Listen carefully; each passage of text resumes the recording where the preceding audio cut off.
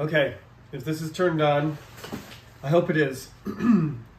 Technical difficulties continue to plague the production of these videos, but we'll work them out. Most of you know that this Friday I have an exam right after our class. So again, this is probably going to be somewhat brief because of that. So I just want to explain about the important individuals. The title for this, I was trying to make this title compact, but I was having trouble. But we're talking about the first 1,000 years of recorded history in Britain. And after this lecture, we're going to move on to the Norman invasion and some things that are more familiar to you, less historical stuff and more cultural and language-oriented things that you're probably going to be more familiar with.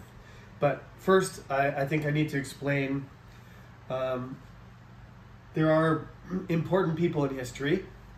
I've got my textbook here in front of me. All of you should have this. Some of these people are in this textbook and some of them are not.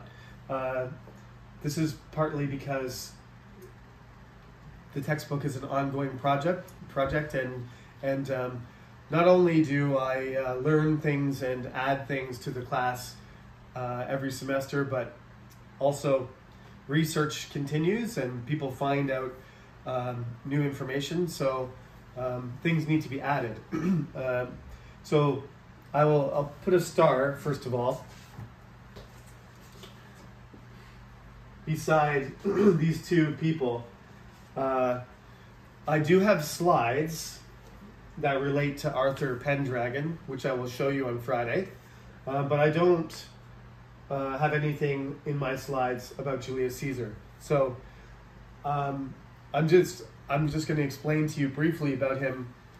You're not going to find the information about Arthur or Julius Caesar in the textbook, but all these other figures, they are in the textbook and they are in chapter 1. Basically, we divided the first 1,000 years of British history into the pre-Roman period, the Celtic period, which goes back, as far as we know, thousands of years. I mentioned this in the video that I recorded for last week, which I think I cut my head off accidentally for half that video, but the Celtic civilization, the Brittonic, right, the Britons were there originally, and we can just use, just because it's convenient, Julius Caesar lived before 0 AD, but we can just use 0 AD as our approximate date. And going down to Edward the Confessor, it's approximately 1,000 years. The next significant group of people that's going to come is the Normans, which I'm not going to talk about today, but it is roughly 1,000 years. Julius Caesar went over to Britain, as I said to you in class, sort of on an exploration mission, sort of on a promotion of his power and his prestige, and sort of on a military expedition to make sure that these Celtic Britons didn't help the Celtic people that were in France that Julius Caesar was busy conquering and killing. But Julius Caesar is somebody that probably you've heard the name. It's pronounced differently in different languages. It might be, Kaiser or Julius or something like that in Korean or in German or in Latin. But in English we say Julius Caesar. He's the most famous Roman, and he's not directly related to British culture, except that he has the notoriety, he has the accomplishment of being the first Roman commander to visit the British Isles as far as we know. So there was a Greek explorer who supposedly went up and saw the British Isles before Julius Caesar, but what you have to remember is to the Romans and to the people of Europe, the British Isles were sort of almost like a mythological place. They were on the edge of the world. They're on the edge of this ocean, which most people thought was endless. Some of the Greeks already thought that the world was round, and that's a myth that Western people thought the world was flat, even though we do have some people these days who claim the world is flat. Anybody who is well educated knows that the world is a round object. It's a globe. And the ancient Greeks actually calculated the distance around the Earth to within several percentage points. So it's not like the Romans didn't realize that the Chinese didn't exist, or the Indians didn't exist, or that the world wasn't round. They certainly didn't know anything about North America or South America being there. That's a totally different issue. But they did think that there was a gigantic ocean that was pretty much endless. And Great Britain was on the edge of that endless ocean. The Mediterranean was called a Roman lake because sailing in the Mediterranean, taking ships in the Mediterranean, those storms and those waves and that body of water, it just isn't the same sort of challenge technologically. It's not nearly as dangerous as going out into the mid-Atlantic and coming across waves that are 25 meters tall. So the Romans were pretty good at building ships, but they didn't really even try to go out into the Atlantic. So to them, Britannia was the absolute western edge. The other side of the Roman Empire was in Syria and Mesopotamia, but they knew there was more land. They knew that India and the pepper that they loved so much, black pepper, which was so expensive, was coming from somewhere beyond the desert. But they never really explored that far or made direct contact with South Asia or East Asia. So Julius Caesar is a really important figure because he is the one who sort of pushes the boundary of Western civilization to Britain and includes Britain, hooks up the Britons, if you will, to this network, this like advanced civilization. We'll talk about the benefits and the demerits, the bad points and the good points of empire later, but at this point the significant advantages were, like I said to you, this will be on the quiz, that the Romans brought architecture and running water and trade goods from the other side of Europe and even Africa and the Middle East, which people in Britain may have been able to get in small amounts, but certainly not. It wasn't a trade network like the Roman Empire had.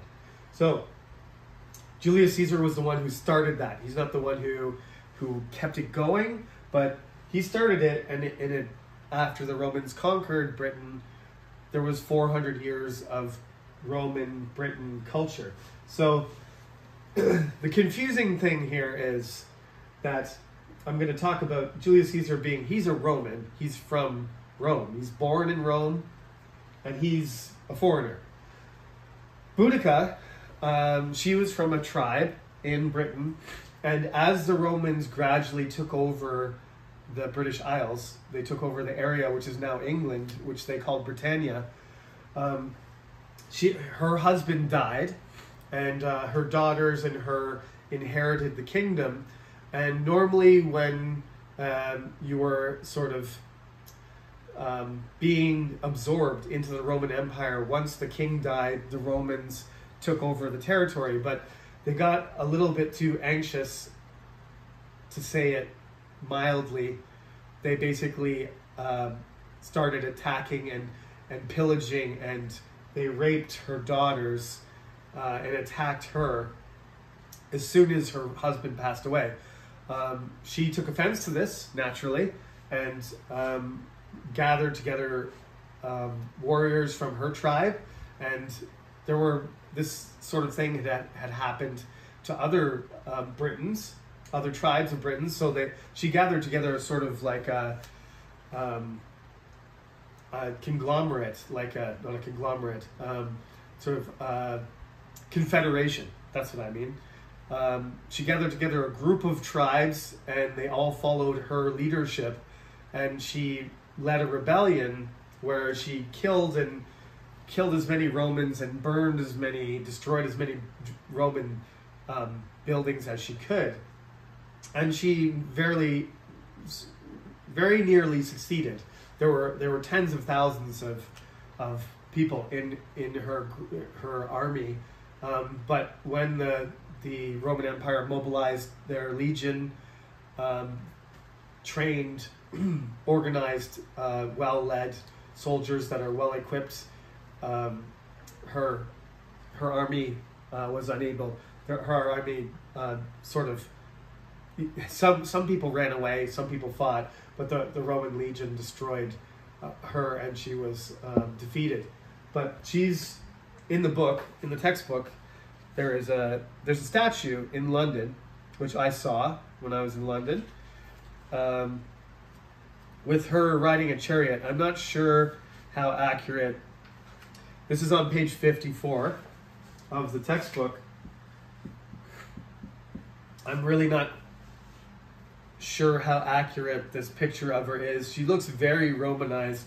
She almost looks like some kind of Greek god, like Neptune or something. She's riding a chariot with a horse, but nonetheless, it's a statue to commemorate Boudica's rebellion, standing up for the rights of the native Britons.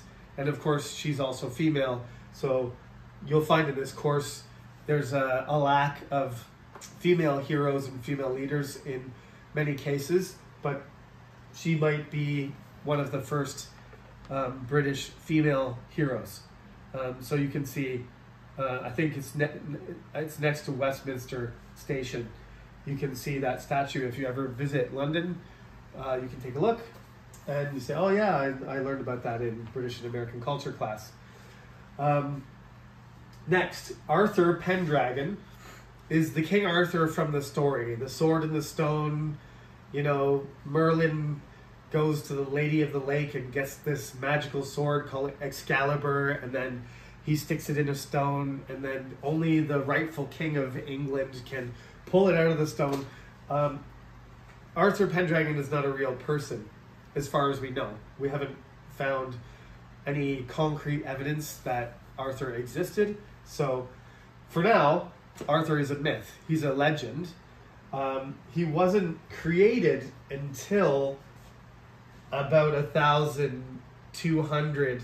I mean, the development of his story with the Knights of the Round Table and Sir Lancelot and Guinevere, his queen, all these things, they're all created in post-Norman England. So this Arthur we'll have to talk about this in detail on Friday, because I don't want you to be confused, but Arthur is a Romano-Briton, supposedly, and he's fighting against the Saxons who are invading.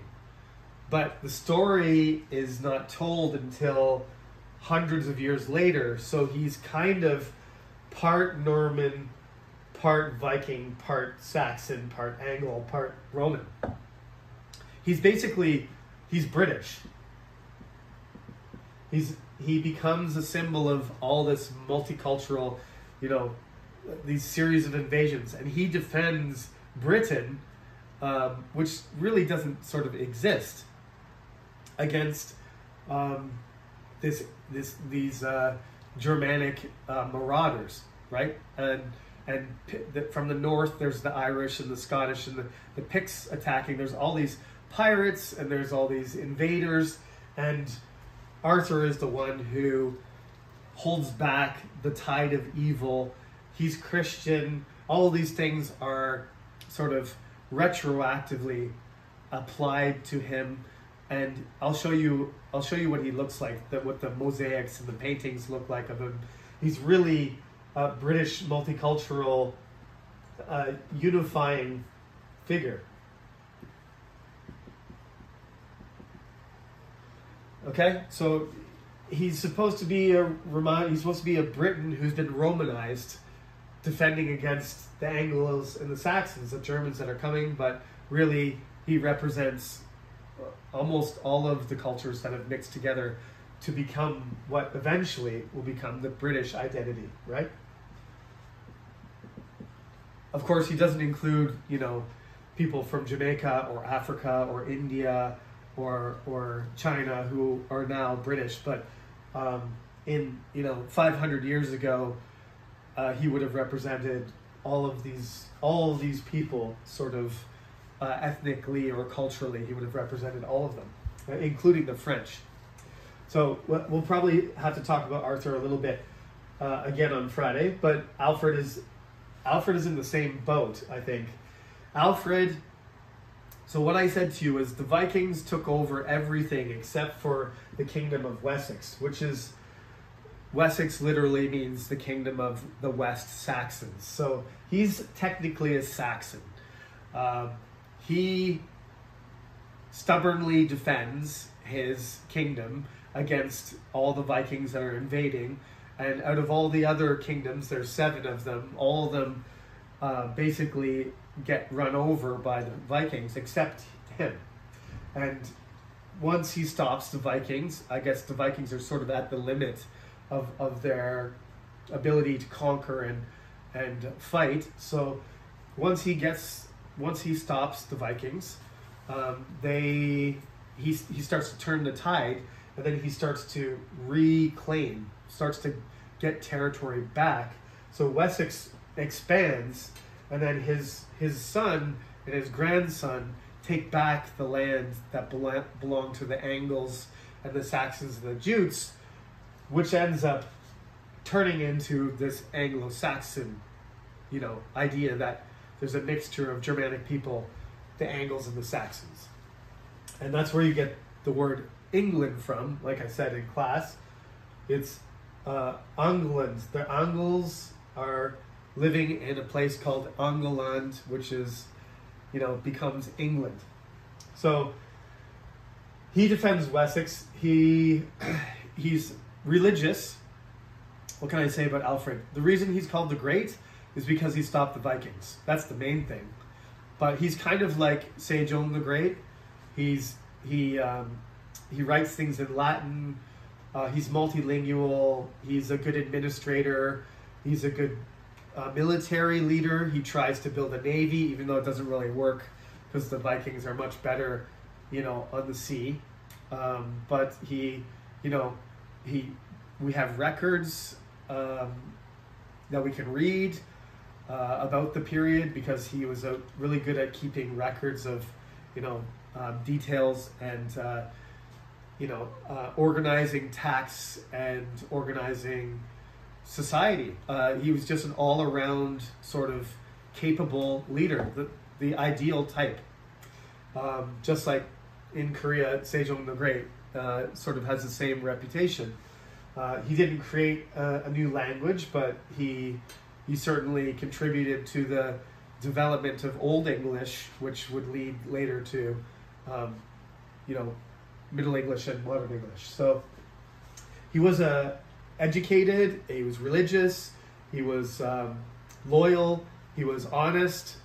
He has all the sort of virtues that you would want a good king to have, and that's why he's called the Great. Now, this guy, looks like a really hard word to say, so you have to sort of put extra letters in there. His name is Canute, as far as I know how to pronounce it, but Canute the Great ended up basically Alfred's line, his children, eventually became. Eventually, there was a king who was very ineffective, and the Vikings started to, dominate England again, and Canute had basically become the king of all of the Vikings, the Swedes, the Norsemen, Norway, the Swedish, the Danish. He already had control of northern England and Scotland, parts of Ireland, and basically England was not being ruled very well. And then the last adult Anglo-Saxon king died, and the English people were basically like, could you be our king?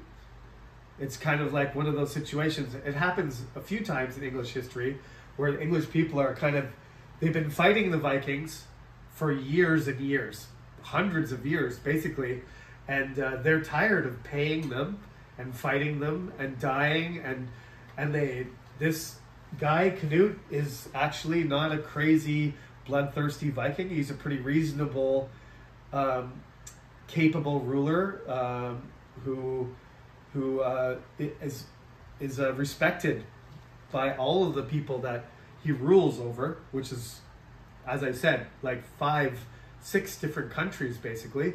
So they sort of just accept him as the king of England as well as the king of these other places, and he becomes the king of this North Sea Empire. All of the kingdoms in the North Sea are under his control, and he does a pretty good job of managing it, and that's why he has the reputation of, again, being Canute the Great, because he made an empire. But as soon as he died, his children, as children might do when they have a lot of money, maybe too much money and too much land, too much power, they fought amongst each other. Some of them died, some of them were not very good leaders, and the whole thing fell apart.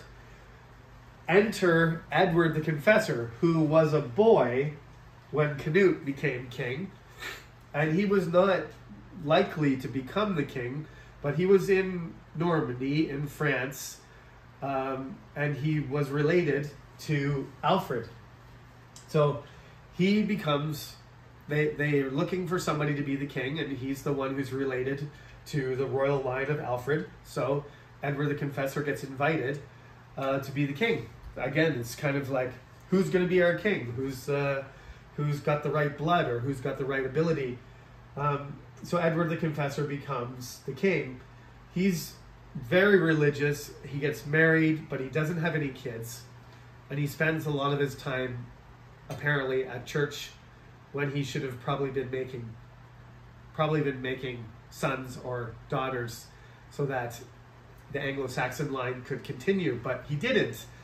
So he spent 20 years ruling, but there's some powerful people in England who are trying to control him. So at times, some people think that he was a weak ruler, but some historians think it wasn't really because of him. It was just the circumstances of the time. The Vikings were still around.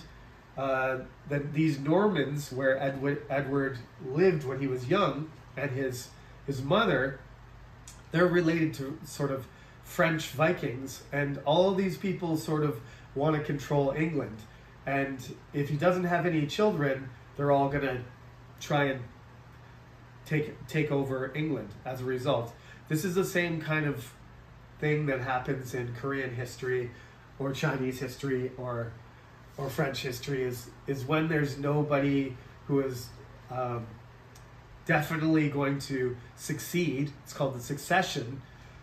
Then people fight over it. So this is when Edward the Confessor dies without having any children. This creates the biggest crisis probably in English history, and the result is going to be a year of war, in which the future of the British culture and English culture will change forever. So that's what we're going to pick up on Friday.